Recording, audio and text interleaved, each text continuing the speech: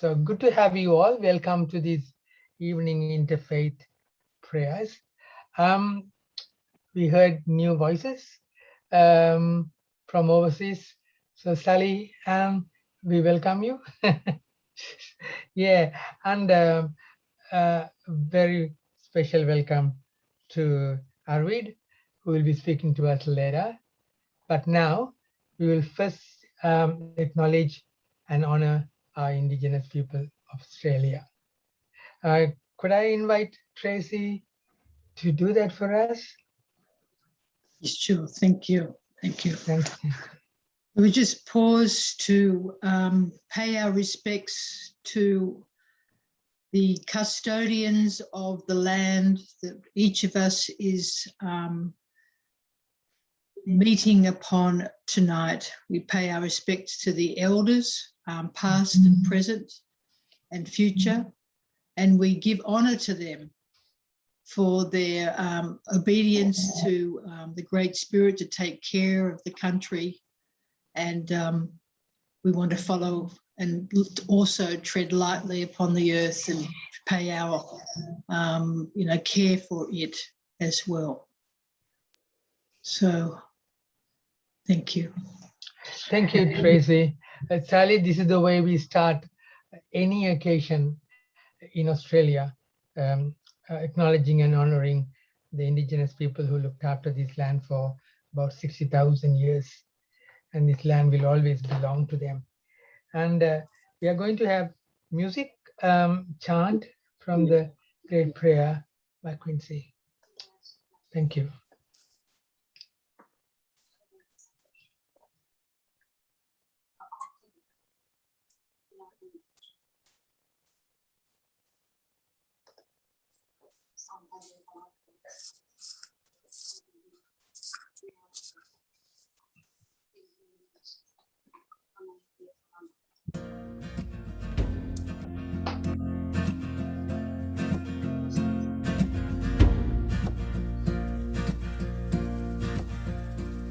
Our Father who art in heaven, hallowed be thy name.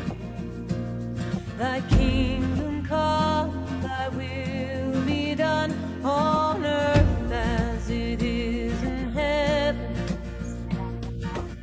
Give us this day our daily bread, and forgive us our trespasses, as we forgive those who trespass against us. Lead us not to temptation, but deliver us from our fear. For thine is the kingdom, the power, the glory, forever and ever. Amen. Oh Father,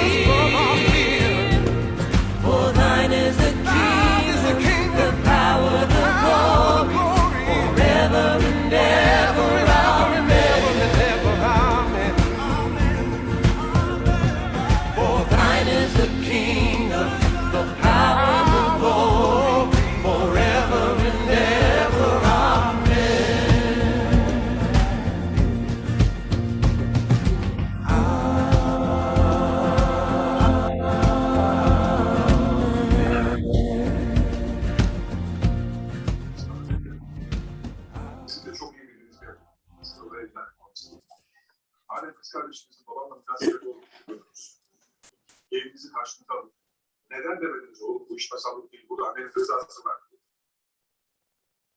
Sizin kız kardeşinizin hatırasını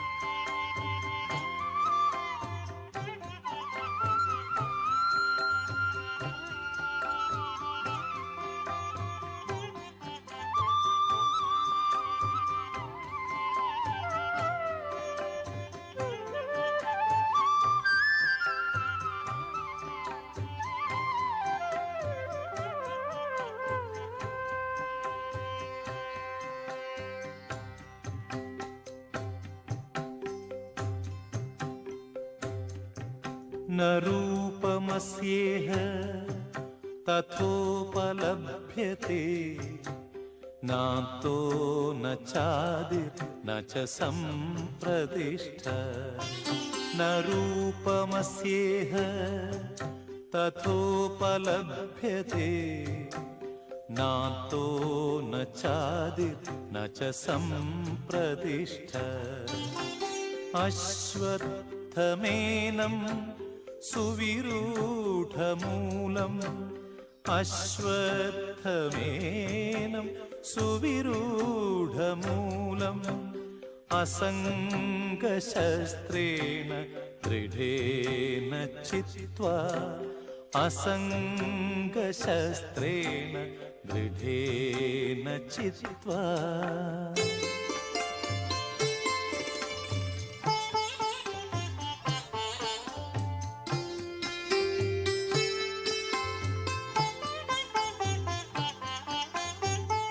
ततः पदं तत् परिमार्गितव्यं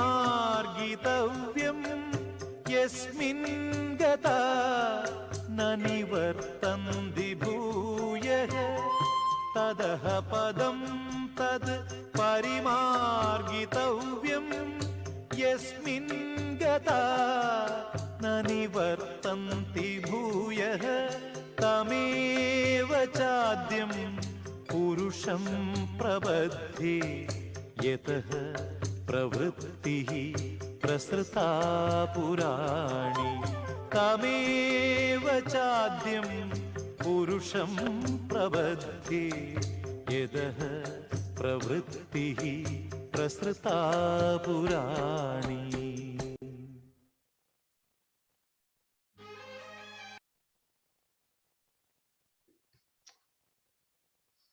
Thank you for those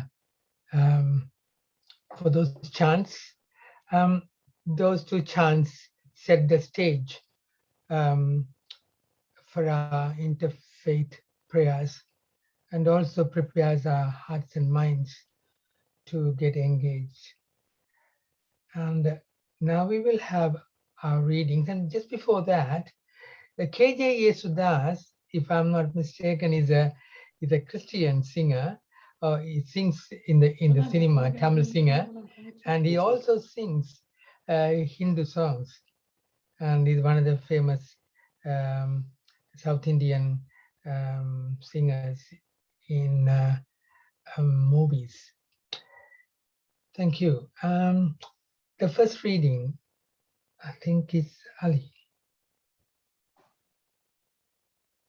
Magnified be thy name, O Lord my God. Thou art he whom all things worship, and who worshipeth no one.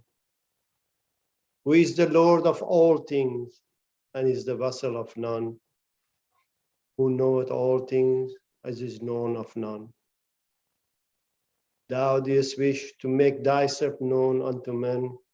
Therefore thou didst through a word of thy mouth bring creation into being and fashion the universe. There is none other God except thee, the fashioner, the creator, the almighty, the most powerful.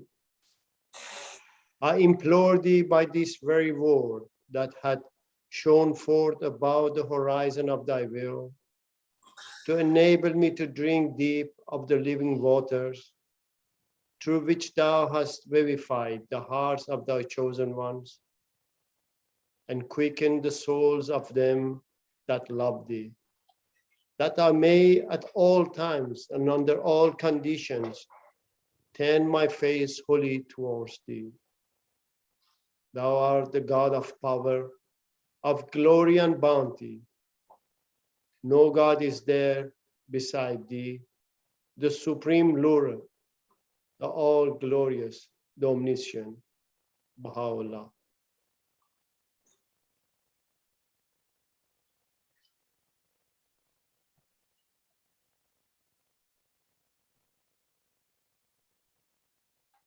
Leonie. And as Jesus passed by, he saw a man which was blind from his birth. And his disciples asked him, saying, Master, who did sin, this man or his parents, that he was born blind?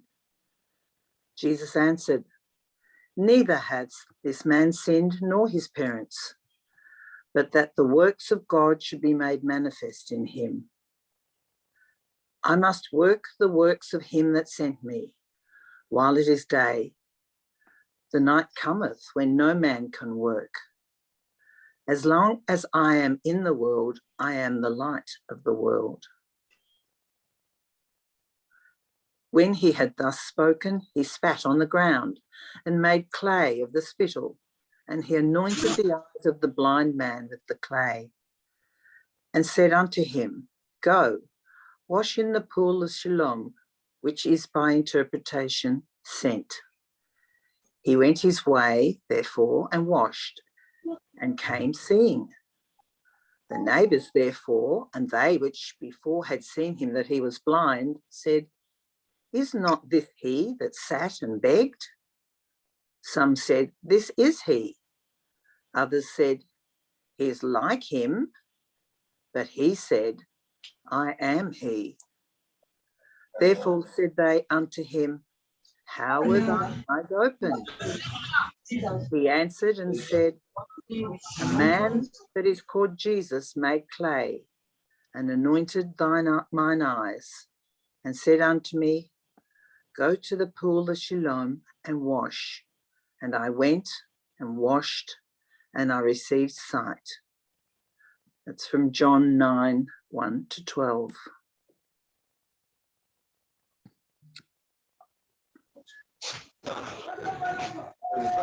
You. Earth, water, flame, air, other, life, and mind. And I think everyone individuality. has to mute. Everyone has to mute except you. Thank you. Earth, water, flame, air, ether, life, and mind, and individuality, those 8, make up the showing of me manifest. This be my lower nature, none higher, whereby the valiant one, this universe, is by its principle of life produced, whereby the worlds of visible things are born, is from the journey no, I am that womb. I make and unmake this universe, then me there is no other master, prince, no other maker, all this hang on me, it hangs a row of pearls upon its string. Hindu Bhagavad Gita.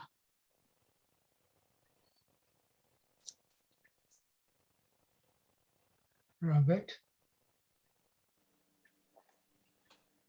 Unmute yourself. When I consider thy heavens, the work of thy fingers, the moon and the stars, which thou hast ordained, what is man, that thou art mindful of him, and the Son of Man, that thou visited him?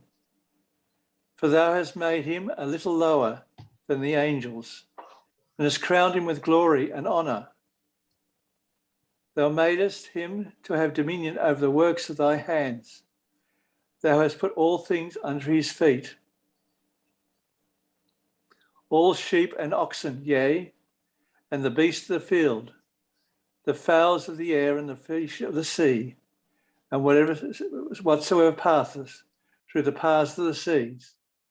O Lord, our Lord, how excellent is the name in all the earth. Screwish Scriptures, Psalms 8, 3-9.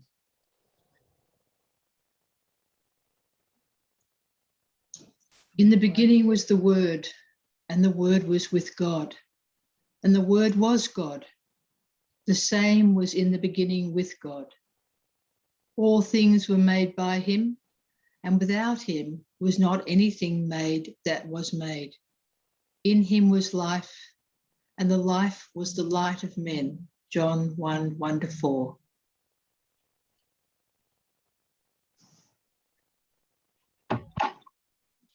He it is who sends down water from the sky, whence ye have drink, and whence the trees grow, whereby ye feed your flocks.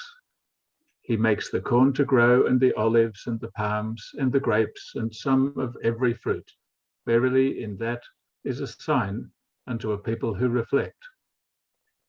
And he subjected to you the night and the day, and the sun and the moon, and the stars are subjected to his bidding. Verily, in that are signs to a people who have sense. And what he has produced for you in the earth, varying in hue, verily in that is a sign for a people who are mindful. He it is who has subjected the sea, that ye may eat fresh flesh therefrom, and ye bring forth from it ornaments which ye wear.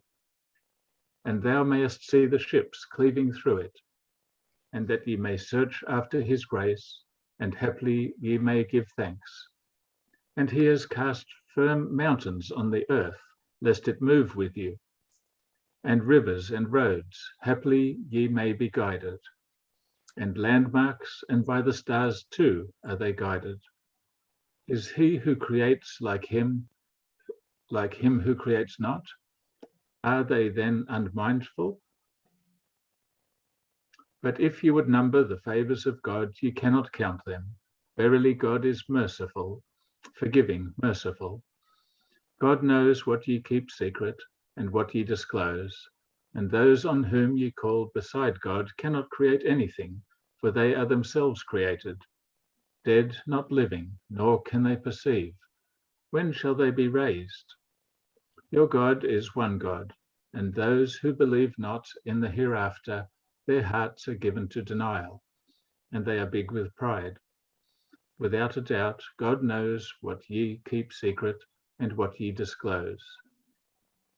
The Quran.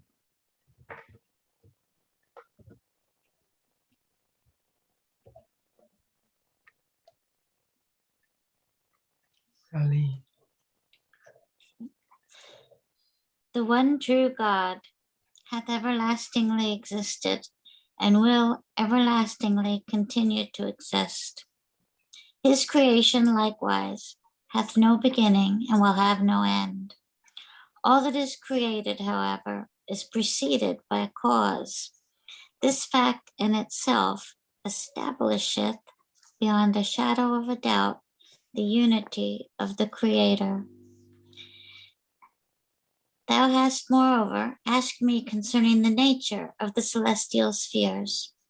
To comprehend their nature, it would be necessary to inquire into the meaning of the allusions that have been made in the books of old to the celestial spheres and the heavens, and to discover the character of their relationship to this physical world and the influence which they exert upon it.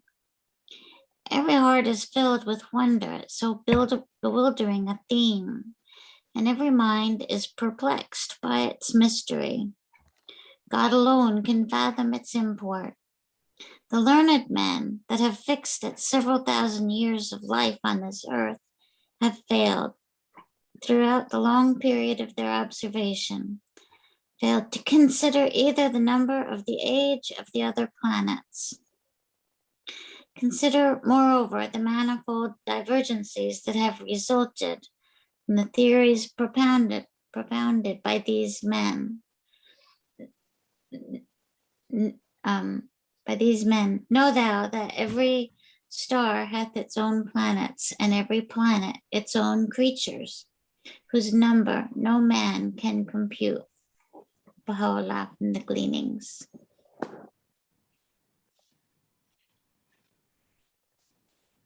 O Son of Being, thou art my lamp, and my light is in thee. Get thou from it thy radiance, and seek none other than me.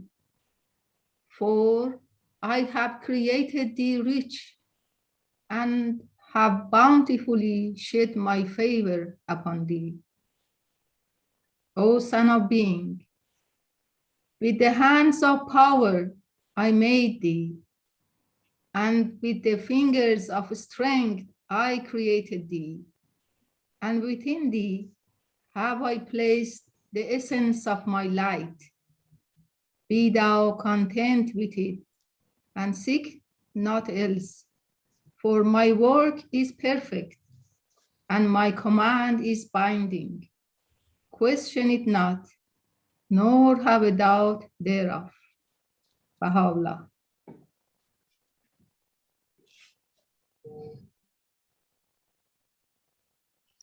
O compassionate God, thanks be to thee, for thou hast wakened and made me conscious. Thou hast given me a seeing eye, and favored me with a hearing ear, hast led me to thy kingdom, and guided me to thy path. Thou hast shown me the right way, and caused me to enter the ark of deliverance. O God, keep me steadfast, and make me firm and staunch. Protect me from violent tests, and preserve and shelter me in the strongly fortified fortress of thy covenant and testament. Thou art the powerful, thou art the seeing, thou art the hearing. O thou, the compassionate God, bestow upon me a heart which, like unto a glass, may be illumined with the light of thy love, and confer upon me thoughts which may change this world into a rose garden through the outpourings of heavenly grace. Thou art the compassionate, the merciful, thou art the great, beneficent God. Abdul Baha, Baha'i Prayers. That ends the reading, and then we go have a chant.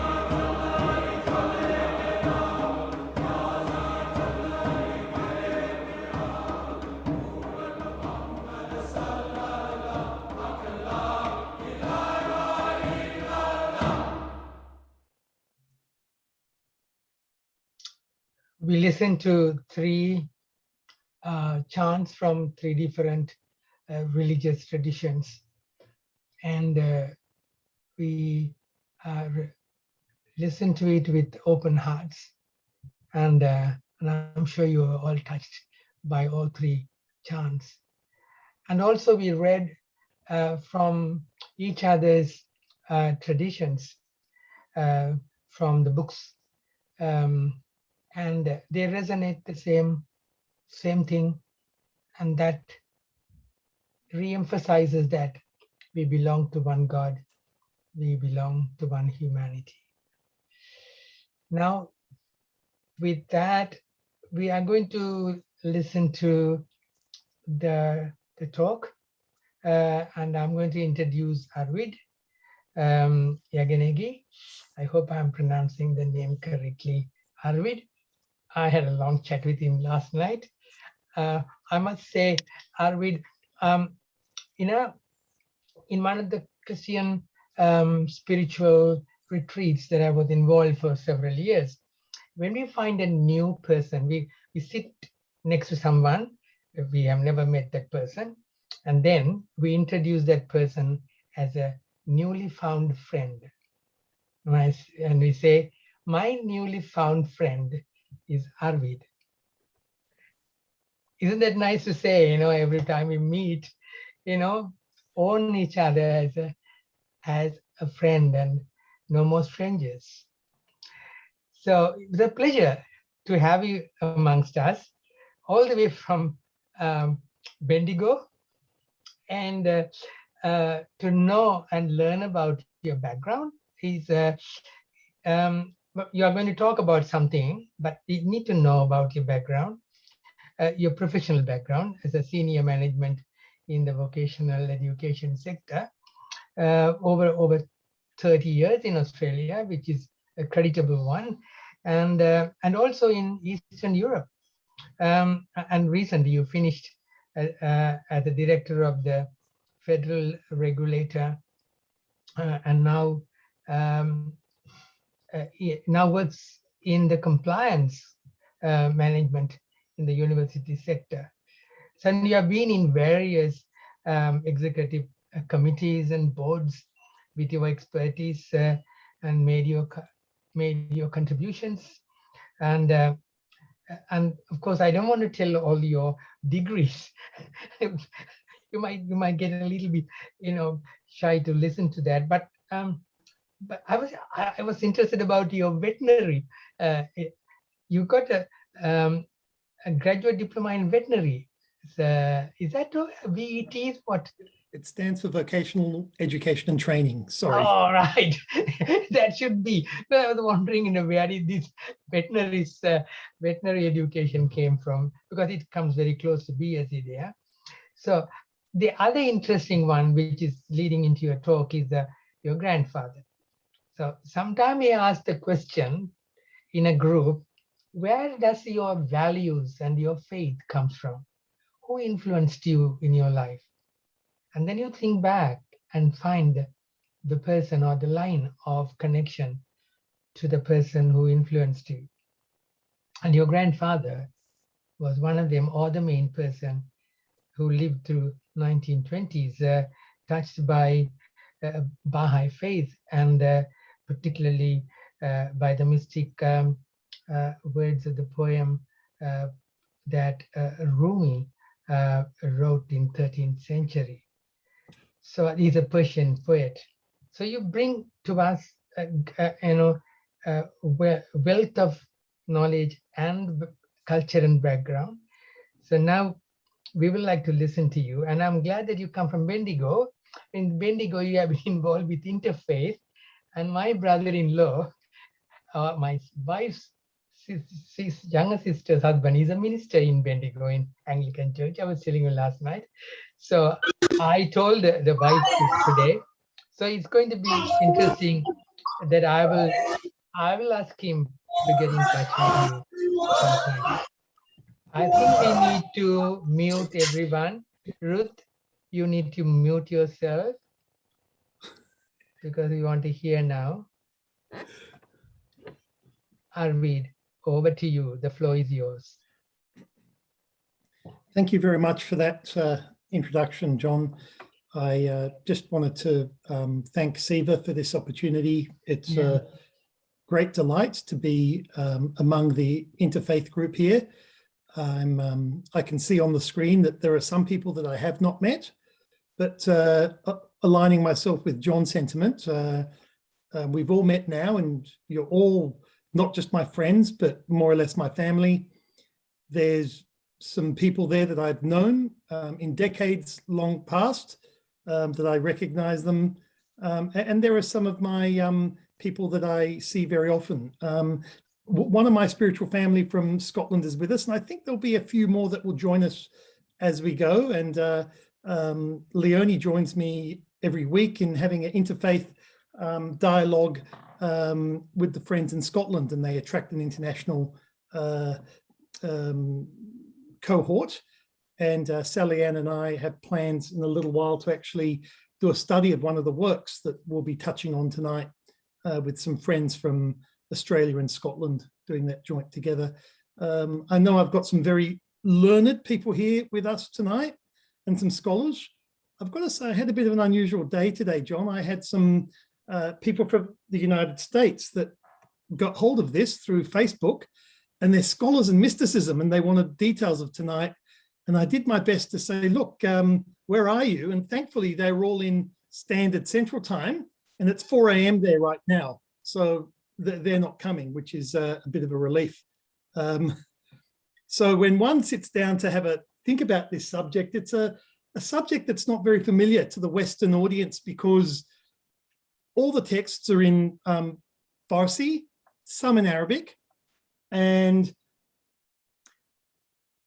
a lot of the meanings and the nuances are in the original text. But I've got this heritage with this.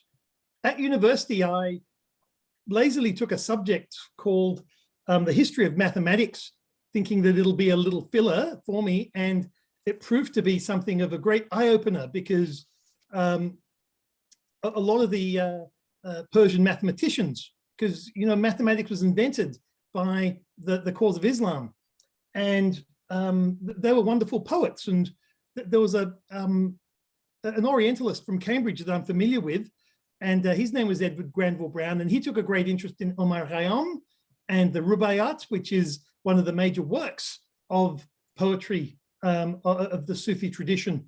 And so I found myself getting an interest there as well. So other evening tonight, when we've got interfaith people, we've got people who are familiar with the Baha'i faith, and we've got scholars. I've tried to walk a very narrow line of having some information that's digestible to people that are not familiar, and perhaps to some of those that are familiar with the Baha'i concepts, it may be of some interest to them. But people like Ahmad Anis that I was splitting hairs with about 30 and 40 years ago, they may not find it too informative, but it's happy to have you guys along for the ride in any case. So, it's nice to talk with you, to see you, and to listen to you. Okay. The reason that I suppose my interest in this area is a little bit peculiar is because I am not literate in the Arabic or Persian language.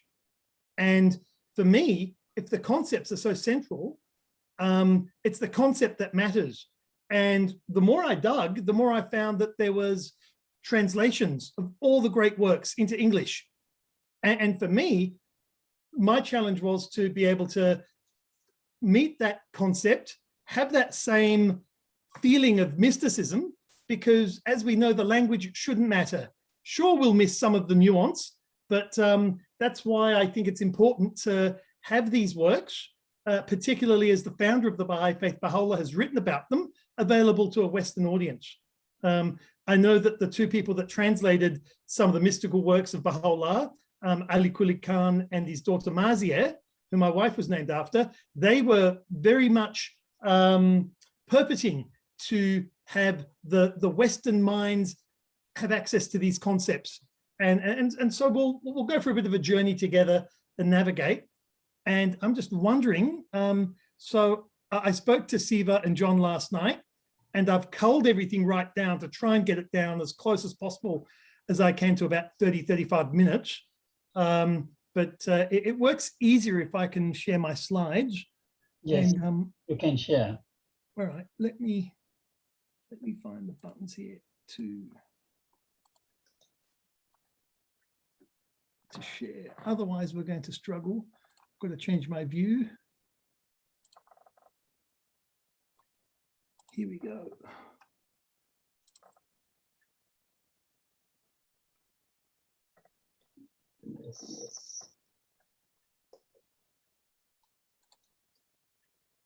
Let me know if that's come through. Is that? Yes. You've got it? Okay. So the wayfarer is somebody that will travel typically on foot and will be searching. Now I'm admitting people to the room. That's okay. So I've got the full ownership now. So the wayfarer is somebody that will typically travel on foot and is indefatigable in their search, will have no stone unturned, and will seek with great rigor and great passion and verdure. Okay, so before we get into what I will do is I'll just quickly give a purview of the main writers in the Sufi traditions, of the mystical poets of Persia, and Greater Persia as well, which includes places like Kazakhstan and Afghanistan. And then I will link that to some of the writings of Baha'u'llah, who, as many of us would know, is the founder of the Baha'i faith. And I'll draw some links between various works that Baha'u'llah has done. I will talk about the 7 valleys. I will link that to the 4 valleys, and then I will link that to another short tablet that Baha'u'llah wrote of great potency called the Tablet of Ahmad. And then hopefully by that stage, our 30 minutes will be up and we can move on. Some of the main themes here are very well known to all of us, so I won't spend much time on them. But some of the Westerners may not know about Layli and Majnun.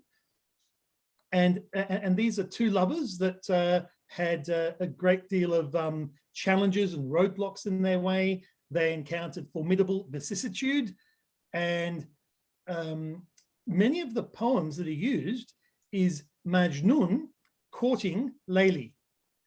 And the word for Majnun has almost become, it transitioned to crazed lover. And now if somebody who is so obsessed or such a proponent of something that they become delusional and crazy, in the Farsi language, they will use Majnun as a pejorative to describe them. So it's actually an adjective as well as a name. But the poets and Baha'u'llah himself will use this allegory of Layli and Majnun as a metaphor for somebody seeking his beloved, somebody seeking their the truth or the object of their goal. And that's really the imagery that's used there. Joseph and Jacob is a story from the Old Testament. There are some references to them in the New Testament. The Quran makes a great deal of use of the relationship between Joseph and Jacob in the Old Testament. Baha'u'llah himself identifies with some of the spiritual aspects associated with Joseph. And usually the reference to their story is the fragrance, because as we know, Joseph was left astray by the brothers. He survived. He became a prince of Egypt. And years later, when the brothers, they were seeking grain, and there was this seer in Egypt who was able to store the grain. And what's very interesting there is that when the sons told Jacob that his son was still alive, he had lost his eyesight by then, and the only way he could have that connection with his son is they took a piece of his clothing and the fragrance was detected, and he knew his son was still alive. So they will use the fragrance, diffusing the divine fragrances as being able to share the truth with others. So that's a very deep image that's used with fragrance, and it's used ubiquitously by Baha'u'llah in his writings, but it was also a very constant theme with many of the Sufi poets as well. There are many references to the themes in the Quran, in the Old Testament, particularly with Moses, and you'll find some hidden references to prophets of the Old Testament who had wonderful visions of the future, wonderful visions of the new creation, of a new Jerusalem, of a new beginning. People such as minor prophets such as Isaiah, Ezekiel, and others. So there's a very rich uncovering of truths. And what these poets did is that they were able to find parts in the Quran and in some associated writings called the Hadiths of Islam, and they were able to expound upon them and be able to give a lot of the truths there. So searching for the spiritual truth, they were able to find mystical comfort that this understanding provided. Some of them, unfortunately, were transfixed on more or less searching as a mental exercise. So everything had to be done within one's mind, and there was no practical application to it. And there was a lot of tradition for this in Islam, because in the obligatory prayer and in some of the prominent quotes that they have in the Quran and the Hadith is always about guide me to the right path. So it was always as though they didn't want to reach what our Indian friends would call the nirvana. They didn't want to reach the object of the goal. They were always interested to, let's traverse the pathways and let's hope we can get close to the pathway. Whereas Baha'u'llah's take was that find the pathway and that's when the job starts. So it was a far more practical and direct approach that Baha'u'llah took in his responses and his interpretation of a lot of these poetic works. So Rumi was influenced by Shams Tabriz, and Shams Tabriz was more into just the mental exercise, and Rumi, a lot of what he did had the practical expression, and you find that Baha'u'llah quotes a great deal from Rumi's Masnavi. And I'll just go now to having a quick purview of who the some of the important, significant, pertinent writers were at the time.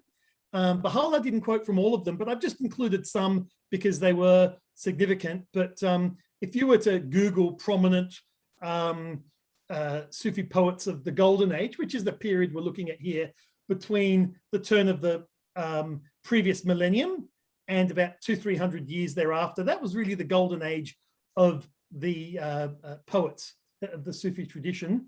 You'll find that there'd be a list of about 30, but these are some of the prominent ones, particularly the ones that caught Baha'u'llah's attention. And you'll find that a lot of them also formed the basis of many of the hadiths that were written later. So we know that Avicenna, he was not only a poet, but he was a scientist. He furthered the science of medicine to a great degree. And it was until about 1850, they were still using his anatomical drawings and direction in the field of medicine. And it was only since 180 odd years that we've moved on from his science that lasted many centuries. Omar Khayyam, I've already mentioned, he was really the father of modern mathematics, very prominent when you study the history of maths. And his poetry also formed the basis of what was to follow.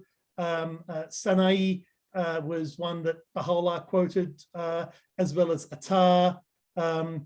Shams Tabriz was influential, and Baha'u'llah mentions him in the Four Valleys, but doesn't quote him. Sayyidi Rumi, again, is probably the most prominent, and Rumi came at a time when he was able to be influenced, and they were all very generous. For instance, Omar Khayyam, even though he was born about 10 years after Avicenna died, said he was a student of Avicenna, and Rumi was very generous in saying that he was inspired by his predecessors there. And then you had Hafez, who also wrote in this very allegorical style of seeking truth. I've included one who came sometime after that because he's significant. He was a Sheikh Baha, and he was a poet, but he was also an architect and a scientist. And he was wrote a great deal about the prophecy, and he was named Baha as a indication of where his prophecies were going. And much of the science that he created has still yet to be uncovered and properly understood.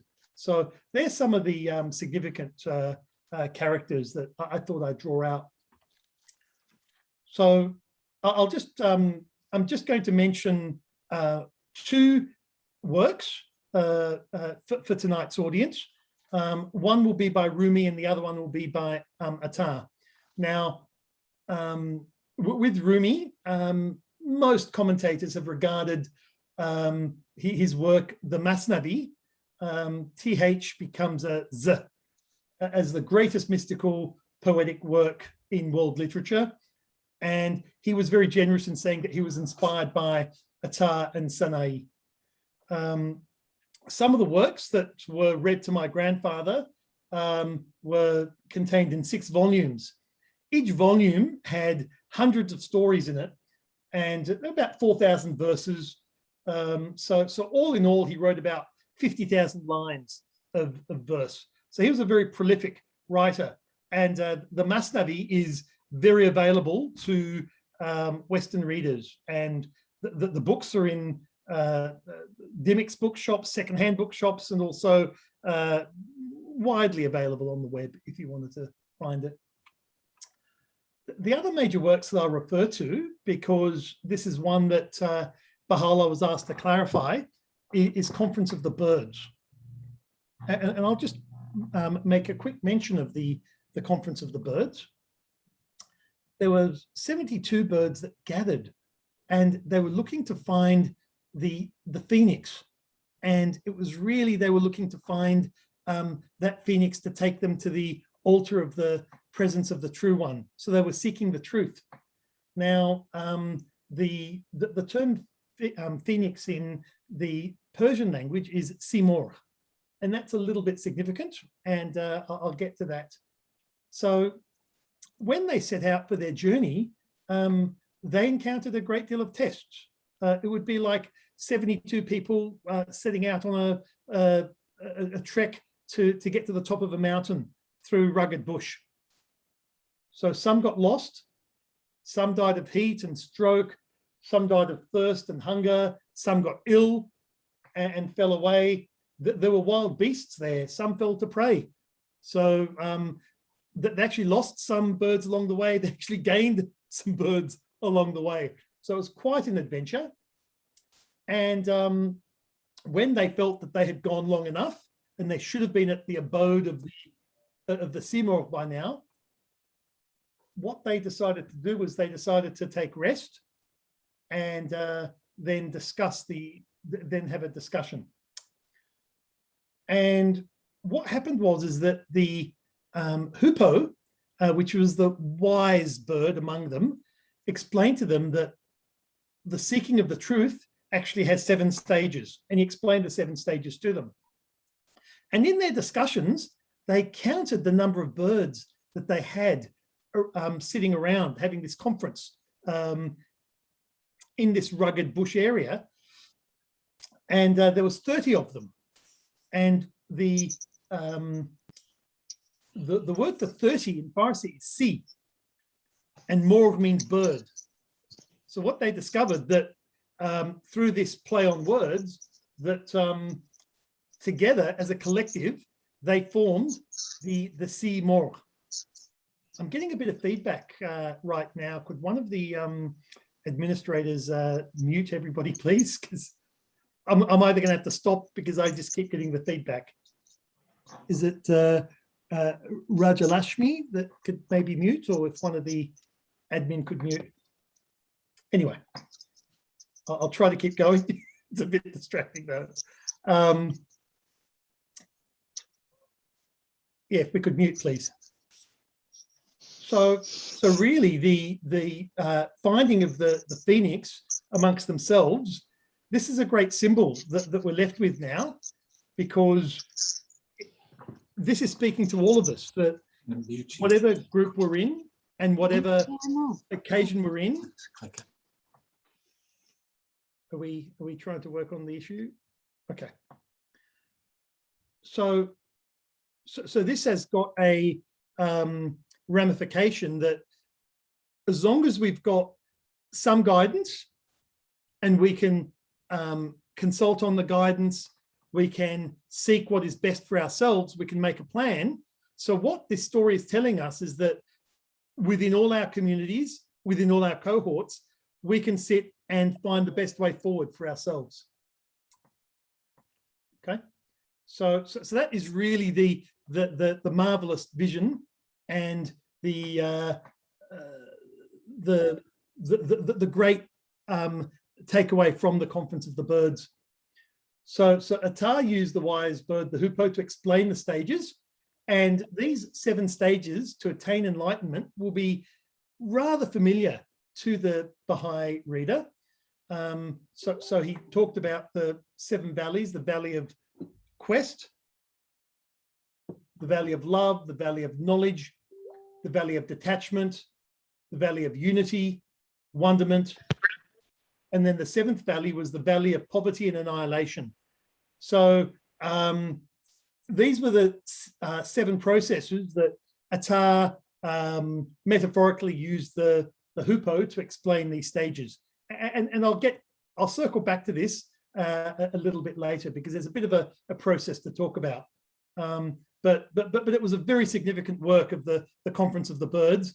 And even today, amongst people who study Sufism, people who study Persian poetry, people who study the mystical sciences, a great deal of discussion is still had around this work of Attar, the Conference of the Birds. So we find that Baha'u'llah wrote the 7 valleys. Now, this was written, as the slide says, in 1860. After Baha'u'llah, he took 2 years out from his ministry in Iraqi Kurdistan. He went into the mountains. He lived more or less as a dervish, and he was able to mix and meet and talk with various Sufis that were contemporary to him at the time. So after he returned, he had some questions by Sheikh Muhyiddin, and he was a judge, a well-known notable. But the time when he wrote to Baha'u'llah, he desired himself to become a wayfarer. So he quit his job and spent the remainder of his life traveling the mountains himself. But he wrote some questions to Baha'u'llah about these 7 stages, about the Conference of the Birds. And so when Baha'u'llah writes back to him, he follows the structure of the Conference of the Birds.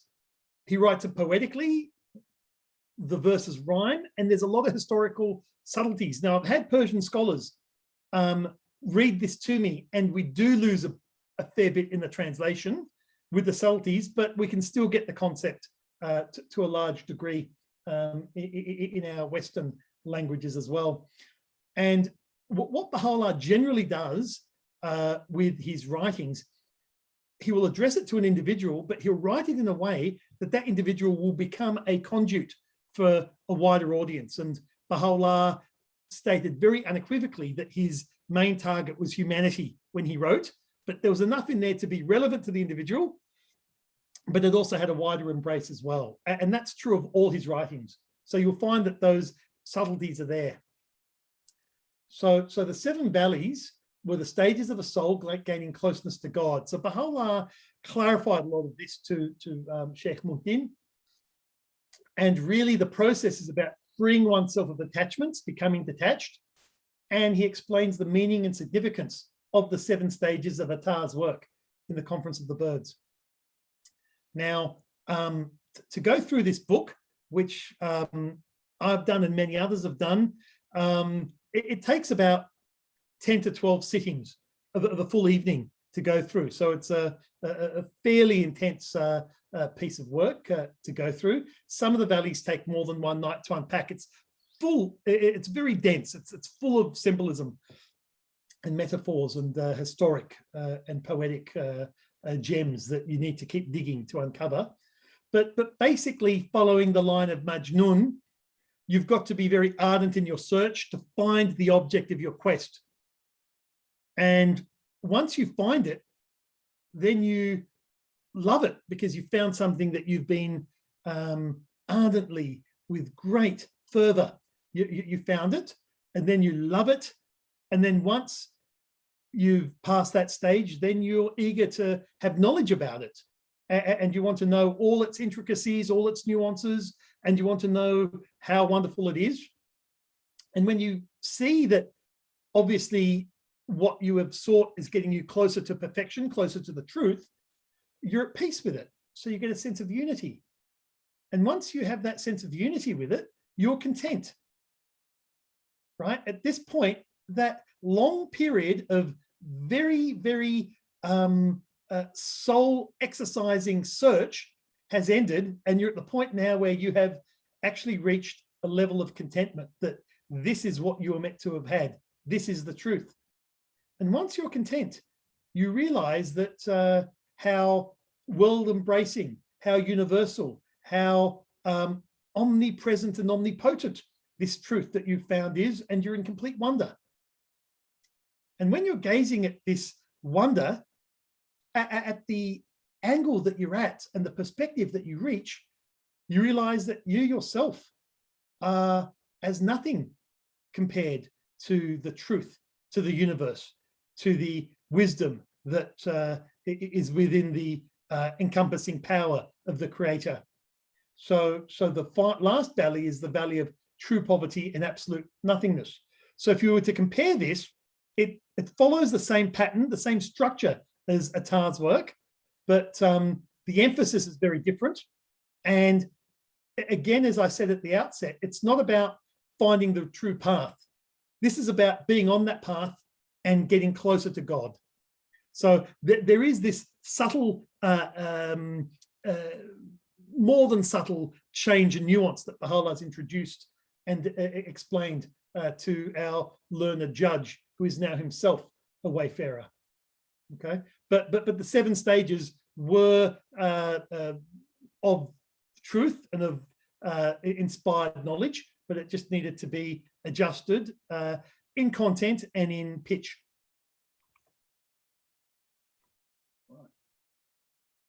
Okay, so as I said, if we wanted to unpack the themes of the 7 valleys, it would take many hours, and my entire presentation has to be done in about 20 minutes. So I'll only pick some themes here and we'll unpack it. I thought this was very interesting. At the start, I went through some of the significant poets of the Sufi tradition and of the mystic tradition.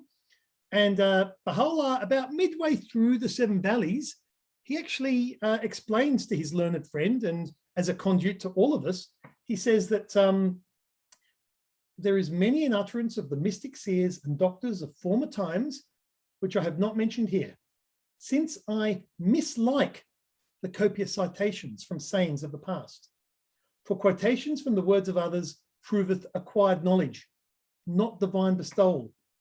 Even so much as we have quoted here is out of the deference to the want of men, and after the manner of the friends. Further, such matters are beyond the scope of this epistle. Our unwillingness to recount their sayings is not from pride, rather it is a manifestation of wisdom and a demonstration of grace. What Baha'u'llah is saying is that he loves these poets, but it's not appropriate for him to really be quoting from them. He should, in other tablets, he really should only be quoting from the world faiths. He quotes copiously from the Old Testament, the New Testament, and the Quran, the other monotheistic faiths that very much their prophecies fall in line with his own mission. But here he is now quoting from these Sufi poets, and he's saying, look, this shows scholarly attainment. It doesn't show the innate knowledge and power of God through the power of the ether. So he's saying that he's doing this. He's quoting from all these learned individuals out of the deference and the want of men. So it's because of our wish to understand the concepts of these poets. This is why he's writing of them and quoting them. So Baha'u'llah goes to great length to explain this. He's saying, this is not pride. This is, I mislike this not out of pride. It is actually a wisdom and grace that is of a divine nature. that he's unwilling, but he does it. Otherwise, we won't be able to fully understand the spiritual truths and uncover the meanings of some of these wonderful poets like Saadi and Rumi and Attar and others.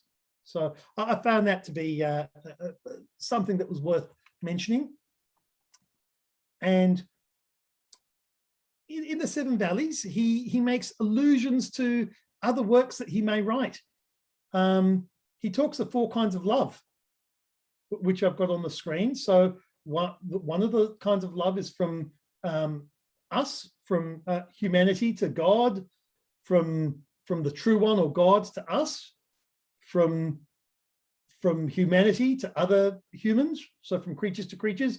And then what he is also saying is that there's from God to the identity of God, or the vice regency of God to God.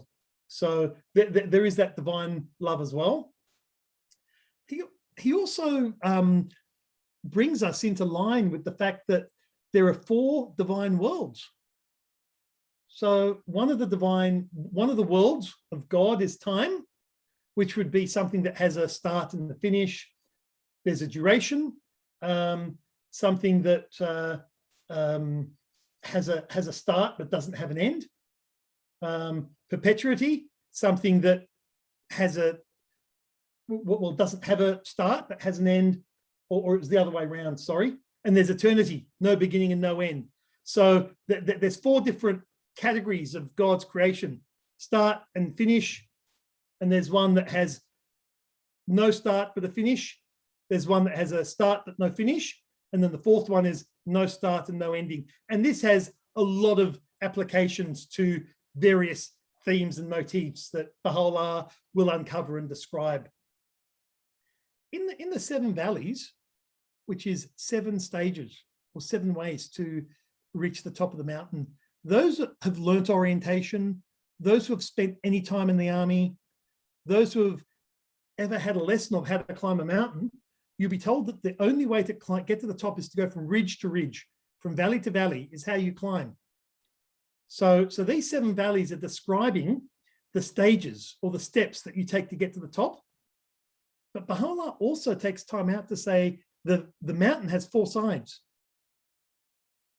There's 4 different kinds of wayfarer.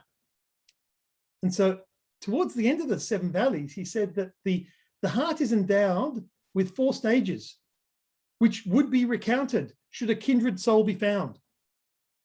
So Baha'u'llah is saying that there's actually 4 different types of wayfarer that I'm ready to write about, but I need to find somebody worthy for me to write to about this subject. So that was an interesting little segue towards the end of the 7 valleys. So then we get to the 4 valleys, and I'm trying to stick to the time. The 4 valleys is also written in Persian at the same time, or Farsi, around the same time as the 7 valleys. And it's written to Sheikh Abdur Rahman Talabani. And he was a Sufi leader. He was a prominent Sufi leader. And that was in response to questions. So Baha'u'llah describes the qualities of 4 different types of wayfarers. So this book is a little bit confusing. Now, Sheikh Abdur writes to Baha'u'llah, poses some questions. Baha'u'llah then writes further and then invites him again to clarify his questions. And Sheikh Abdur hasn't written back to Baha'u'llah. So then Baha'u'llah writes to him a second time without having been responded to. And so when you start reading the 4 valleys, you're a bit thrown by, why has Baha'u'llah launched into this commentary about, why didn't you write back to me? I've written to you, where's the response? So that can throw some of the Western readers off because they're unfamiliar with the style. But basically, Baha'u'llah describes the 4 different paths to the truth. And these are the different types of people. So there is one who uses logic and reason to seek the praiseworthy one. There is one who follows process and discipline to seek the intended one. There is one whose heart is full of love and they're just attracted to God and they're after the attracting one. And the ultimate of a seeker with understanding is to have a combination of the three, to obey the rules and the laws of the universe, to apply reason, and to have that love and inspiration. And that wayfarer will seek the beloved one. So Baha'u'llah will take time. So after his introduction, which is quite a long introduction of sorting out why he's writing twice and why his love is so much greater than the love that Majnun had for Layli, and that's why he's writing to him twice in a row without having been written to. After that introduction, he will then follow and explain the mystical nature of the four different cohorts of the wayfarer. And the Four Valleys is in some ways more accessible because it is, particularly with the footnotes, it's easier to grasp. Right? So some of the themes that I've already talked about, Baha'u'llah starts with words of reproach, as Baha'u'llah is writing twice without being answered. Baha'u'llah makes it very clear in the Four Valleys that he's moving away from the more esoteric style of Sufism, the more esoteric style of mysticism, that he calls for a practical approach to the wayfarer. Okay, so if you come upon the water and you're thirsty, dive in and drink the water. Don't be like the grammarian who will go back and try to figure out his logic. So Baha'u'llah calls for love in action, a practical approach. And many of the Baha'i writings will follow on from this and say that, yes, we get our mystical feeling from meditation, but the spirituality is brought about through love in action, not just by praying and meditating with no action at all. In the Four Valleys and Seven Valleys, Baha'u'llah quotes, as we just saw in the previous slide, he quotes quite profusely from not only the Quran and the Bible in spades in some parts, but he also quotes from Rumi's Masnavi and steers the reader away from Shams Tabriz. But he also quotes from Hafez, Sa'di, Attar, et al. So they all do get mentioned in his quotes.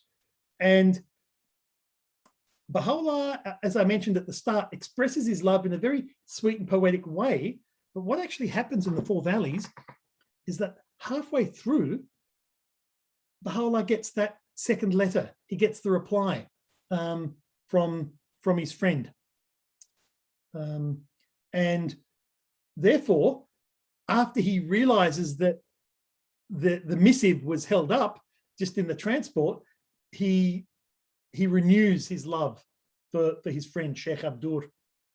And the finishing and the finale of the Four Valleys, whilst there is the caution to say no more of Shams Tabriz, to move away from the esoteria of doing everything in the mind and having a practical impact upon your search and study, there is also a very, very sweet way that Baha'u'llah expresses his love to this Sufi learned leader here.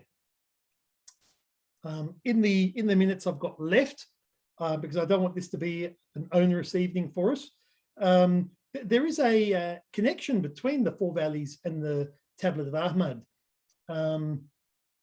So in the opening paragraph of the Tablet of Ahmad, Baha'u'llah describes how he responds to four different cohorts. This is a relatively short tablet that takes about 5 minutes to read in its entirety. And I'll get into that into the next slide. But whilst the Four Valleys are fresh, I will just talk about the fact that in the opening paragraph, Baha'u'llah will say that there are four different cohorts that he's appealing to here. So there's the sincere, and what he'll do with the sincere is he'll give them the glad tidings. Okay, you are sincere in your search, you are a sincere wayfarer, here are the glad tidings to cheer you and for you to follow. There are the believers, there are those that are already on the path, and he'll call them to the court of the divine presence. So this is where you go, and then you can keep moving on. There are those that are severed, there are those who are detached, holy, that are seeking. And so then what they need is they need to be informed of the message. So here we are again of people who are seeking which is the right path. So Baha'u'llah is saying that this is the path, and this is just information for you. If you want to get on the path, this is the one that I prescribe. And then he has the lovers, and he guides them to the resplendent beauty. So other writers have done this. And again, this is open for our own interpretation. But what I've seen other writers doing is that they have been able to map these 4 cohorts that Baha'u'llah's got in the Tablet of Ahmad to the various valleys here. Okay, so you can see that on the screen. So the sincere would be people that are seeking the intended. The believers are seeking the attracting. The severed ones are the ones who are using their reason and logic to go for the praiseworthy one. And the lovers, they're the ones who want to, like a moth, be drawn to their beloved. Okay, so a little bit of background about the tablet. It was written in 1865 in Adrianople to a seeker from Yazd, which is also from where my grandfather was. He left Yazd and went to India with his 2 uncles. And we've got one of my cousins, Verity, who's also a descendant of one of the trio that left Yazd and went to India and heard from Mr. Zain al-Abidin from the Masnavi of Rumi. And this mystical work, the Tablet of Ahmad, the guardian of the Baha'i faith, who was Baha'u'llah's great-grandson, said that this tablet was invested with a special potency. And in the tablet, Baha'u'llah announces his station and that of his forerunner, because basically there was 2 divine educators and intermediaries of God that came around the same time. So Baha'u'llah announces the station of both. He describes the 4 conditions to know God, and that was in the previous slide, which is reasonably analogous with the 4 different characteristics in the 4 valleys. Baha'u'llah cautions us that we will be tested with God's commandments in our life. And basically what we are exhorted to do in the Tablet of Ahmad is to transform the suffering into virtuous qualities. And I've heard many speakers say that the great transformations and the great growths they've had in their life was during the periods of test and suffering that they've had. So that is one of the themes of this work. Baha'u'llah encourages us in that tablet to recite the tablet and learn the tablet well. And I'll just mention that Ahmad himself, whilst he came from Yazd, he spent 25 years in that first valley of search to find what he was looking for. He covered about 17,000 kilometers on foot. And his story is a very interesting one, and you can look it up online. He ended up having a very long life. He survived until he was about 110 years old. And his grandson presented the original tablet of his grandfather, and it's in the National Archives in the United States. So it's quite an interesting story to look up. But in this tablet, Baha'u'llah also talks of the special role of sincerity, closeness to God in resolving difficulties, and also providing relief for sadness. So again, aligned with the themes of the 7 valleys, Baha'u'llah was saying that you will encounter these tests, but it is a sincere heart that you must approach your difficulties and move forward. And that will not only assist you in resolving it, but it will also improve how you feel. And Baha'u'llah himself says that if you were to recite this prayer with that sincerity, that he will offer assistance during this time of trial. The tablet is very much, if you read between the lines, it's telling us to align our inner selves with the truth. And we will be tested, and it will give us the opportunity to turn our suffering into insight. These that I've quoted from are just some of them, and I haven't gone into them in much depth because, again, we've got a short time together, and we've got people from a variety of backgrounds and traditions, but there are other mystical works of Baha'u'llah that have similar and other further themes. And if somebody wanted to take notes, other works include the hidden words, the words of wisdom, or Astakulul Khair in the tablets of Baha'u'llah, the fire tablet, and the tablet of the Holy Mariner. So they're just some of the other works that we won't have time even to touch on tonight. But I've tried tonight to basically talk about linking some of Baha'u'llah's works with some of the mystical poets, and just give a brief summative overview. I've tried to finish on time, which is 8:30. I hope that wasn't too rushed, but I'm going to hand it back to the organisers, and maybe they can ask questions that people like Colin and Anis could answer. So we'll do that. Thank you, Arvid. That was really great. You took us on a journey, and you gave a compact sort of study of what you wanted to share with us, and you packed it in. But it was easy to follow you, although it was going fast in a way, because it's new for me. But if I could respond to you, it just resonate with a lot of things that I have learned as a Christian in my journey from the Old and the New Testament. But it's interesting that you said that when Rumi wanted to finally write, he wanted to correct me if I'm wrong. He wanted to take it from the poets, Rumi's poet, but Baha'u'llah wanted to take teachings from various religions like Old Testament and the Quran, and it's very interesting how he looked at the religions of the time to bring people together. I was also thinking about, you're talking about in the four valleys, we're talking about that follow the path of discipline and longing, love of God, and I could relate that to Hindu teaching that I followed. I wasn't a Hindu, but I studied Hinduism. Bhakti Margam, Jnana Margam, Karma Margam. Bhakti Margam is love and piety towards God, and Jnana Margam is knowledge. You can put into theology or seeking knowledge. And the Karma Margam is doing it, action, love in action, and loving one another. So Bhakti is loving God. So I could see the parallels a lot.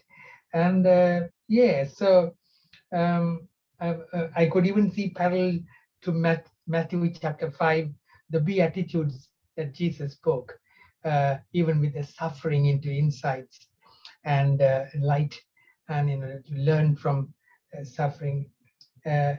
So I just leave it there. You can respond, but you can also sort of wait for questions to come up.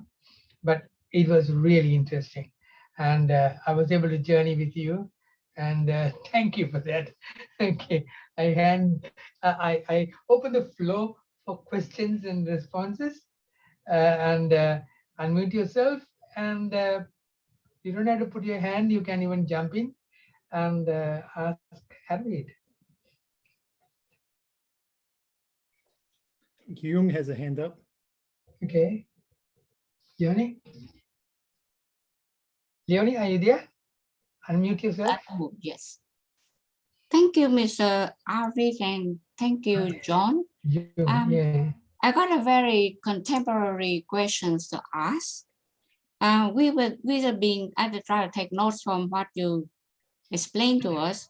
We talk about the tablet Ahmad. In that, which you say, there one of the paragraph here, align in itself with the spiritual truth, or with the truth, and will be tested, where we can turn our suffering into insight and light. I think most of people will like very much that quote. But in our situation at the moment about the COVID-19 stay-at-home order and restrictions, I'm just wondering about the business people who are very busy and everything now have to have a hermit lifestyle, like they have to stay at home and have a lot of restriction around their movement. And especially, it's not like the nuns and the priests in the convent or in the abbey. They also have children and family. And so the amount of interruption in their daily life is really high. And a lot of young people turn, mental illness and everything. And when we listen about social media, most of the feeling that we got is negative. So what I'm asking is, I know the poems and all the explanation is very, valuable, but with the current situation of our society and in the environment that we are go under, how are we gonna help people to go over all the negative feelings? Because we talk about spiritual truth, but instead of turn the suffering into the lights and the sunshine, they turn their suffering into something different. Jung, just listening to your question, it made me reflect on some of the recent study I've been doing. This year is the centenary of the passing of Baha'u'llah's eldest son, Abdul Baha, who was his successor. And we're asked to reflect on his life and on his teachings. And some of his teachings are actually counterintuitive. What he actually said is that when we encounter the difficulties that you're describing, what seems to be the advice that we all give each other is shut everything out and focus on your problem. Try to get yourself sorted and then we'll see you. Whereas what Abdul Baha said is that when you're having all these problems and these dire challenges, to get up and assist other people. And the invisible hand will help you solve your problem. I think that COVID is something that these mystical poets would have loved, because everybody is just living this shallow, rushed, materialistic agenda. And it's giving us time, hours in our day, where we can now reflect. So we can either go bat crazy and rally and complain about what the Premier and what the governments are doing, or we can use the time to journey within ourselves and to reach out to other people with the means available. So the reason why these people were so ardently desiring to find this truth was so in a situation like this in COVID, they could find the light and not find the grief. And I think it's a wonderful question and a wonderful perspective that you've thrown at us, Jung. Thank you so much, because you see, I study literature, and so poem, especially from America and from England, is this part of study to become, senior high school teacher. So therefore, that's compulsory.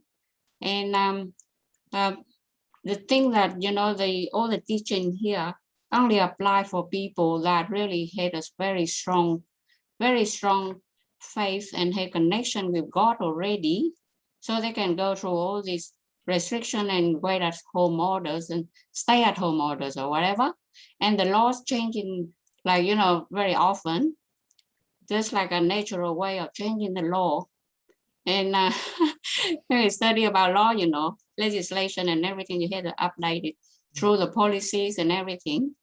And I found that, like most of people, they only want to have butter and bread on the table, and it is extremely, really hard. But your explanation about mystic poems and the poets who created them, they all come from God, because when you have a poet do the poem, then you need somebody who read and understand the poem. And they call it like a communication with God and through the divine power, that people understood each other, understand the poem, understand the religious teaching. That's how I feel it. It's all come from, like, you have an angel hold your hand and write all these things. And then you have an angel telling you to read that poem to other people or write it in the book to other people. So it all come. We are just like instruments from God. Because that's how I feel it. Thank you. That was great. Thank you. Can I Yaganegi. ask? Yeah. Yes, please go Yeah. ahead. Yeah, I see three aspects of this COVID disease that is affecting humanity. First, sufferings brings the bad and the good out of us. And that is like putting, metal into the fire and testing whether it's a gold or whether it's copper. And the other thing is that it's a worldwide thing. It's eventually going to cause worldwide unity. Look at that for the vaccine. For example, we got vaccine from Poland, and we're now getting it from Singapore, and that brings unity in there. Yeah. And the other thing is that it could be a punishment from God that forces the humanity to come together. So these three aspects are there. Everybody can see it.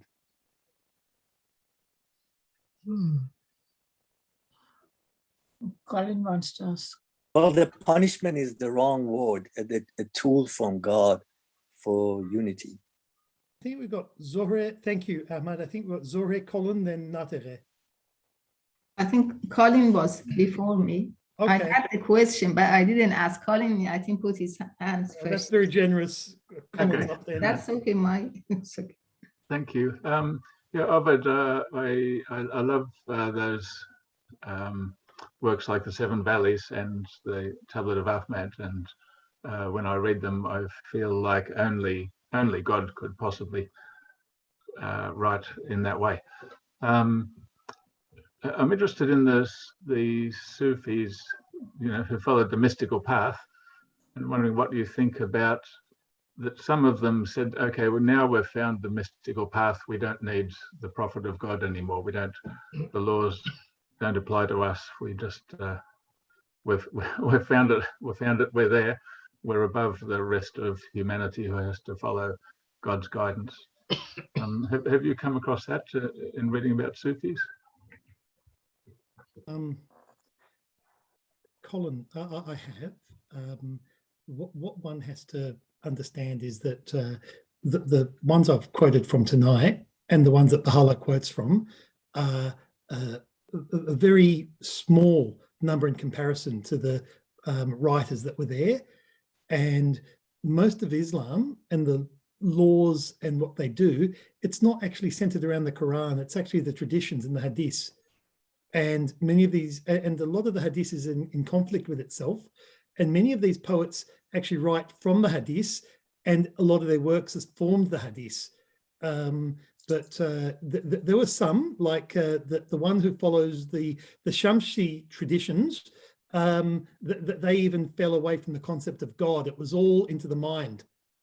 And it was Baha'u'llah, the ones he quotes from, and even you'll find in the Old Testament that there'll be some passages that will go off stray, and the ones that Baha'u'llah quotes from are the ones that are very relevant. So Baha'u'llah tries to steer us towards the ones that he can work with and move us forward.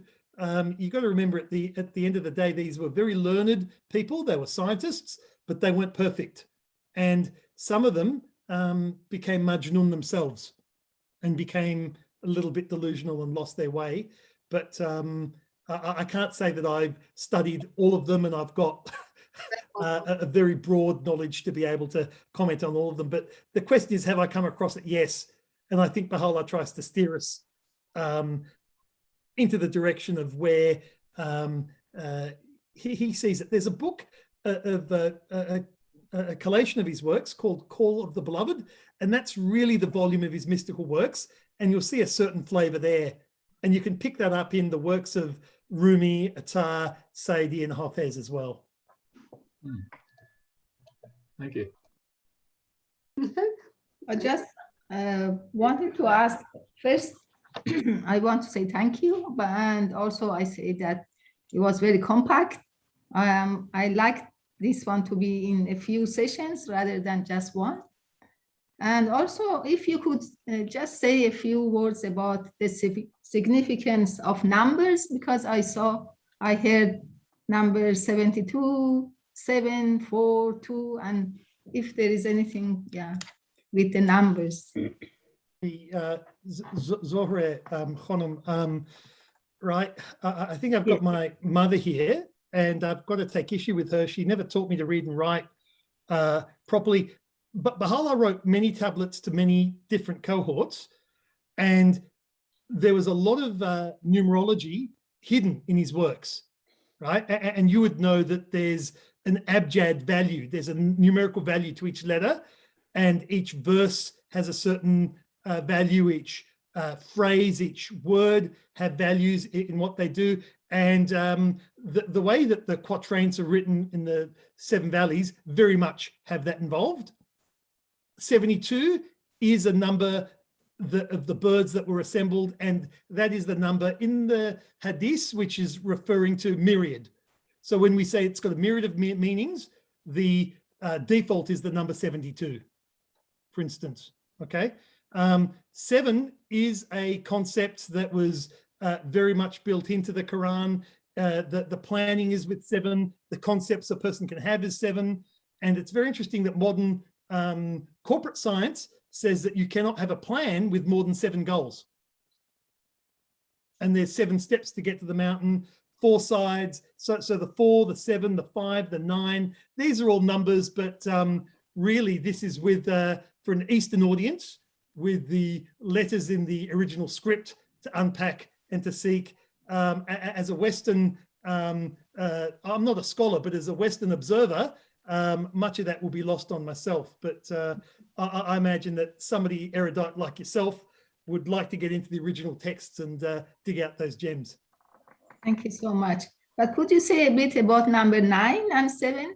Well, look, I'm not the fount of knowledge here. Would you like to express your views on the significance? Oh, not me, but I love number 9, but these days I hear so much number 7. That's what I wanted to know. Well, I'd like to throw it open. Is there anybody else that would make a brief comment on this? Because we've Well, got I just want to say, Elizabeth and Siva. Baha'u'llah uses a language called abjad, which is a letter is equivalent with a number. And 9, it's a complete number, is the last number, but Baha also is equivalent to 9. So that's why Baha is used 9. Interesting. And we have Elizabeth and Siva to ask questions. In answer to your numbers there, I understood that Judaism was 6, Christianity was 7, Muhammad is 8, and Baha'u'llah, the Baha'i dispensation, is 9. Now, whether that's correct or not, I don't know, but that makes sense. And if you look at 72, 7 and 2 makes 9. So there is wisdom in these numbers, I must admit. But my question, thank you, Arvid. I loved your talk tonight. I fully understood what you were talking about, and the 4 valleys I found very, very touching to me. As a very young child, I did all those things and connected with my beloved, our Heavenly Father, and that started my journey in life. And I started off as a Christian and I ended up as a Baha'i. And I've no doubt I'll travel in the next world. But it's very interesting, the mystics and the meaning of the mysticism in these writings, because if you look at all the holy writings, there's a lot of mysticism and parallel thinkings and things like that. But no, I found it very interesting, and I like the seers. I took an interest in seers before I became a Baha'i, and I found the seer of Judah Pole, and I found his work very interesting too. So, yes. No, Elizabeth, thank you for that contribution. The one response I'll make to that is that there's about half a dozen stories that if one gets to know very well, the story of Layli Majnun, Joseph and Jacob, perhaps knowing in depth what happened at Mount Sinai in Egypt with Moses and who the voice of the burning bush was that dictated the 10 Commandments and what the role that was, and when we use the word ancient, what it means. There's about half a dozen concepts that if we unpack, that when we look at the words of Baha'u'llah, it opens up a whole flood of meanings that we can dive into that relates it also answers a lot. Christianity, Judaism and Islam. Yeah, it answers so much when you read the Baha'i writings. I found that. Yeah. Indeed. Thank you for your contribution. Natere didn't have her hand up electronically, but she had it up physically, and she's a very dear old erudite, learned friend of mine. So Natere, Khanum, please. I wanted to thanks all of you for organizing such a beautiful gathering, and Arvid as well. It was very profound, Arvid. Thank you very much. Because one of you, it was Jung, Mrs. Jung was saying that, in the difficulty that at the moment we are all in, I think because through the revelation of the different religion that we are at the age of maturity. And of course, our test is bigger and more out of capacity. But the only thing that I know, that we have to give room to each individual to grow in their own way. Sometimes if we want to, dictate our sort of way of how to deal with the situation, make people more confused. I think this is the time that our teacher, holy teacher, said, now individually you have to pass the test. So we have already had so much knowledge to get to this stage, and when it is so critical like now, I think the best way is give each other support and give each other the room to grow. I think so. Thank you. Absolutely. Thank you very much. I'm putting Leonie on warning because I'm going to ask her to make a profound summative statement in a little while. But Siva and Ahmad. Okay, thank you, Arvid. I'm very much obliged that you have come to give us a talk. And I had to apologize that the time is short and the topic is vast. Probably in another time, we should be able to have a second session on this. I hope you will be able to do. My question, I believe, according to these 7 valleys, all human beings are in the path of search. Is it right? Now, I have read these 7 valleys few times, and also there is a recorded book that I have listened. I was wondering which valley I am in, and I was wondering whether there is any valley 0 that I can fit in. Can you give a practical tip as to find out in which valley I am in? I think that is the whole point of the 7 valleys, and he draws from the Conference of the Birds as a wonderful analogy that, dear brother Siva, whatever you determine, wherever you are, is the truth. And to be honest with you, sometimes we will have different mountains to climb. We will undergo the 7 valleys several times in our life, and maybe there's one overall 7 valley that we're into, and I think that's where you're coming from. But we have tests, we go backwards, and according to the Tablet of Ahmad, that's the time when we need to really have that introspection, that deep thought, prayer, meditation, and pause to move forward again. And that's part of our growth through, if I could use the phrase, crisis and recovery, or crisis and victorious movement forward. When we're in the heat of a challenge or a vicissitude, it's sometimes we lose focus and we lose touch of the bigger picture. And that's when we must be even more intensely focused on what the overriding purpose is.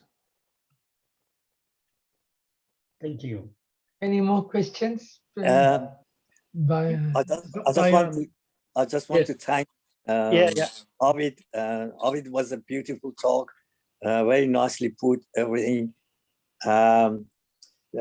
Just the point that Siva brought up, I think we go through these different valleys every day, and it depends on our thoughts where we are in those valleys.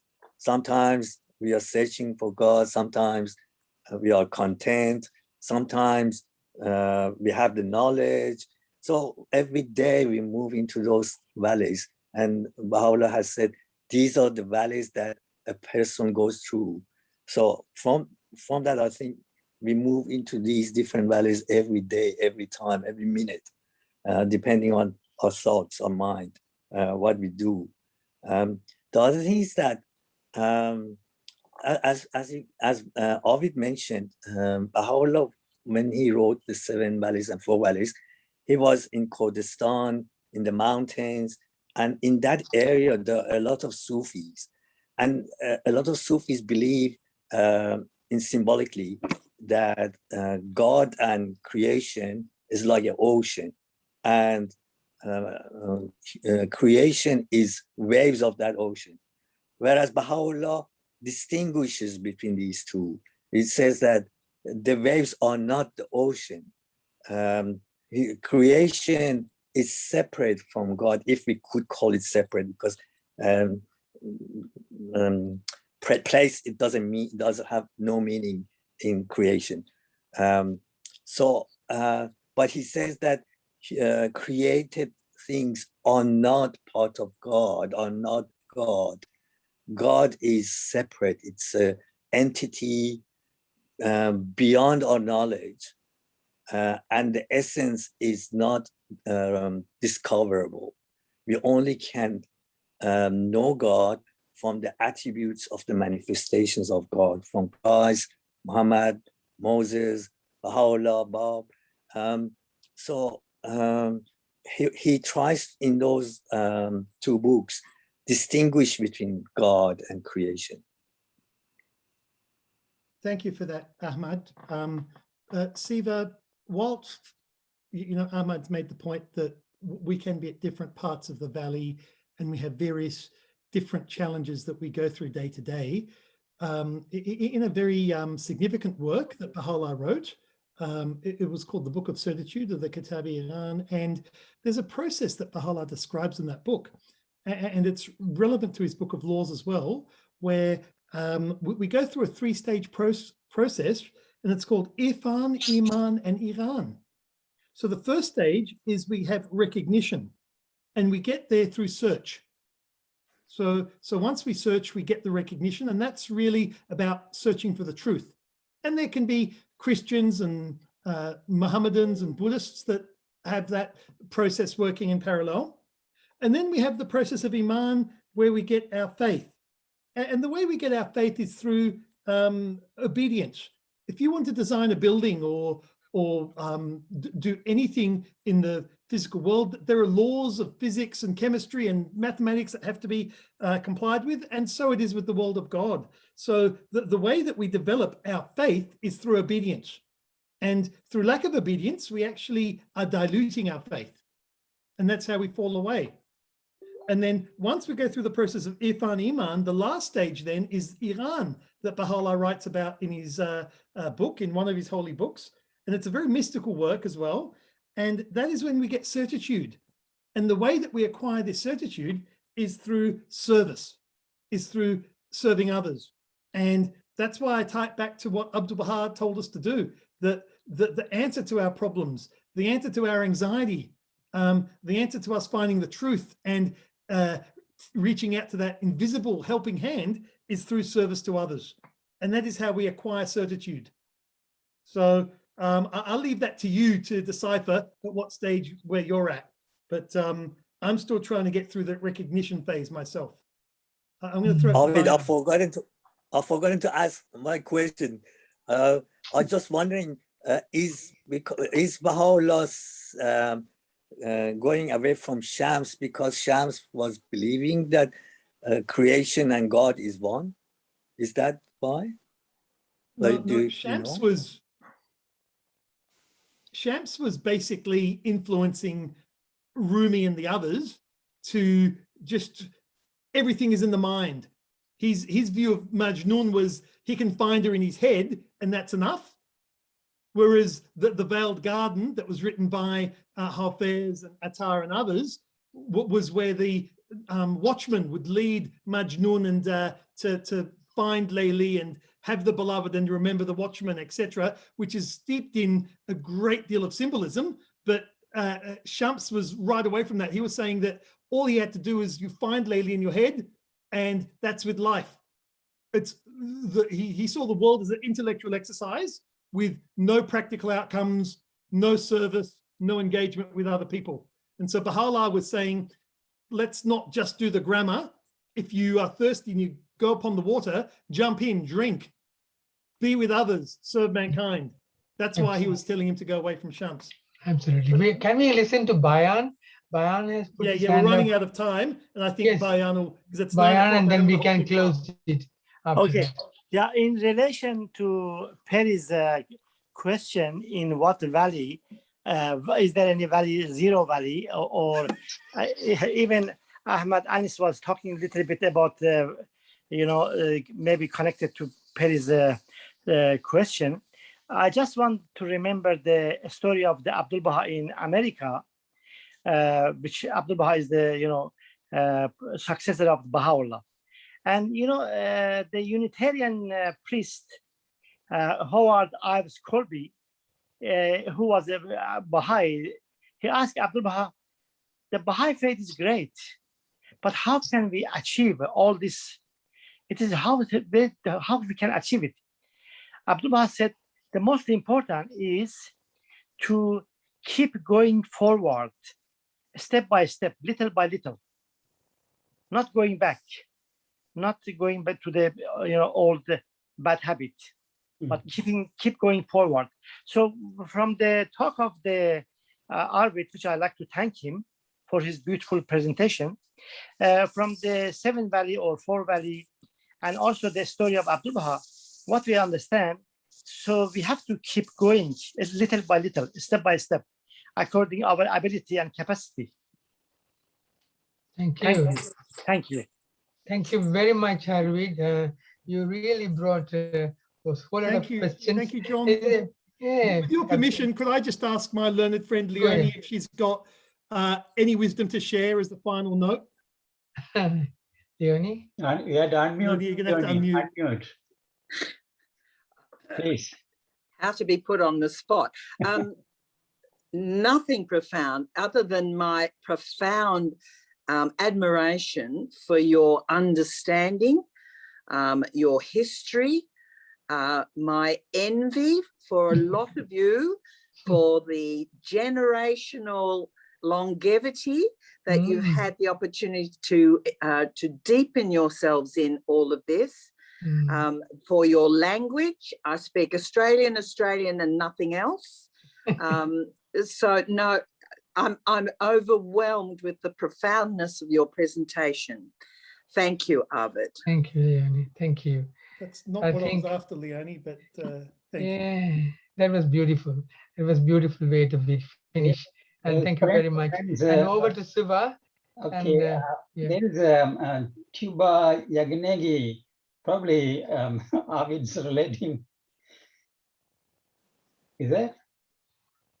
Yes, Siva. She of the 2 brothers and the nephew that travelled from Yazd to India, Tuba is the daughter of one of them. Oh, can Tuba say something? That would be nice. Hello, Abha, everyone. Hello, Abha. Hello. Sorry, I can't put my camera on because I've got workers working around in the house. Thank you so much, Arvid John. This was such a pleasure that I could really enter, and be here with you, though I came in a bit late due to some preoccupation. And as just now Leonine was talking, I hope I got her name right. I just ditto each word of hers. Believe me, you have been excellent, and your profound knowledge, and really at this young age and having so much of knowledge and so well read in the faith. Baha'u'llah bless you, you and your family and everybody in the family, and hope to hear you further again in this type of presentations here. Thank you so much, Arvid John. Tuba, did your dad ever talk about how he came across the Masnavi in the restaurant in Pune in Bombay? Did that ever come up in conversation? Yeah, that came up with both the brothers in their restaurant, both the Yaganegi brothers, the original who became Baha'is, Surush and Esfandiar, your grandfather and my father. And they were trying to learn Persian, and there was this man who used to come to teach them Persian, and through this Masnavi, and when it came to the part where there was something to come further, because they could sense there's a new prophet, there is a new manifestation to come. They were Zoroastrians, and they would ask the questions, and this man would stop immediately and not give them an answer. So they got very angry with him. And then my father had a dream, and in that dream he was guided that this person who's been coming every day at 3 o'clock to have his cup of tea and teach them Persian, he's the one who's going to tell them about the new religion. So the next day when he comes in, they sit with a sword with him, and they tell him, listen, we're going to have three deaths right now if you don't tell us who you are, what you believe. We are thirsty, we are looking out. We know that Zoroastrian is not the end. There is something more. We're looking for that. This is what you're reading in the Masnavi for us. Now come on, explain it. Tell us what you believe, who you are, what it is. So then he just said, I'm just a Baha'i, And immediately when they said the word Baha'i, they said, oh my God, in Iran, we used to stone them, we used to spit at them, we used to curse them.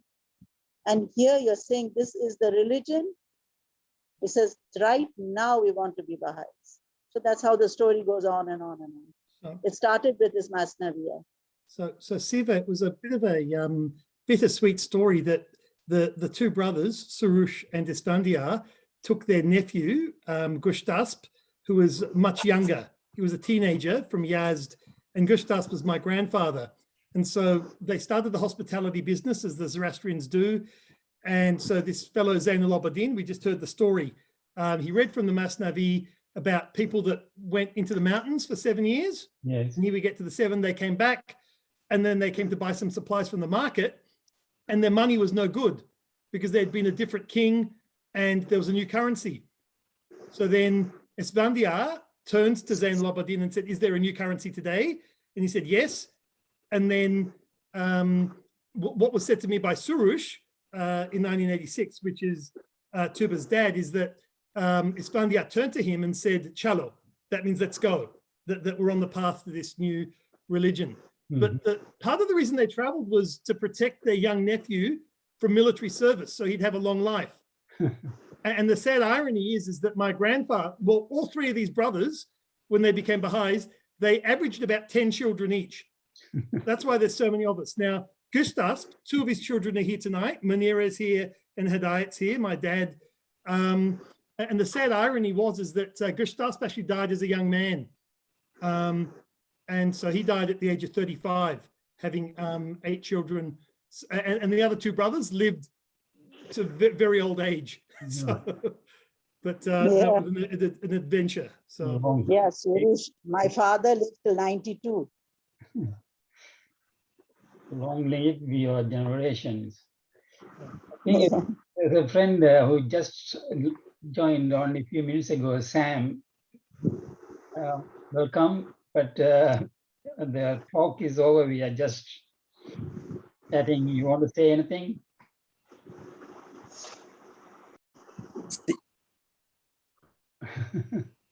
Sivaj, can I just add something here? That Arvid's grandma. It's a Knight of Baha'u'llah, which guardian appointed these people. And a Knight of Baha'u'llah are individuals that pioneered through the world and made great service. And I met his grandma, a beautiful lady, a nice, so beautiful lady. And I always loved her. And she's buried in the cemetery in Monaville here in Sydney. I never forget her. Yes. Thank you for that, Ahmad. She was also very close to Tuba Khanum as well. Yes. And we had I remember for the dedication of the temple, she came to volunteer, you know. She was staying with me. And she was so helpful, so helpful. That was the last I met her. No, she came again once with Arvid to our house in Bangalore.